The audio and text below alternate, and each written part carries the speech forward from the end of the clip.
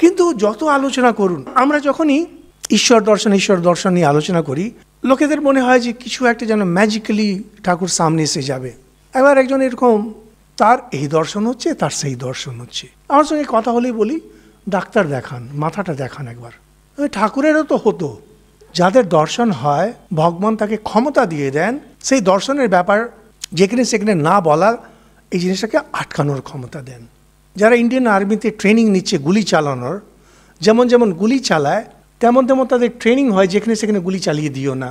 আর টেরোরিস্টরা যারা, তারা ওই যেখানে সেখানে গুলি চালাতে থাকে। কারাটে যারা শেখে, যেমন যেমন সে বিদ্যাটা আয়ত্ত করে তেমন তেমন তার ক্ষমতা আসে নিজেকে ধারণ করে রাখা, নিজের শক্তিকে ধরে রাখার। আর যাদের নেই তারা যেখানে সেখানে মারামারি করে বেড়ায়।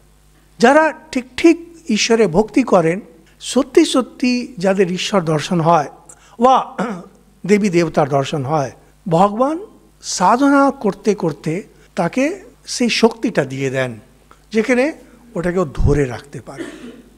একটা বলেছিলাম একটা গল্প এরকম, যে একটা সেন্টারে এরকম একজন বুড়িমা, সেই 5 টাকার নোট, তখন 5 টাকা একটা বড় অ্যামাউন্ট ছিল, 5 টাকা না 10 টাকা হবে, সবাইকে গিয়ে খালি দেখাচ্ছি, আচ্ছা এই ডোনেশনটা কোথায় দেবো, ডোনেশন কোথায় দেবো, ডোনেশন কোথায় দেবো।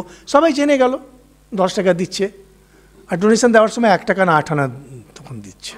ও যখনই দেখানো হয় বুঝতে হয় যে কিচ্ছু নেই।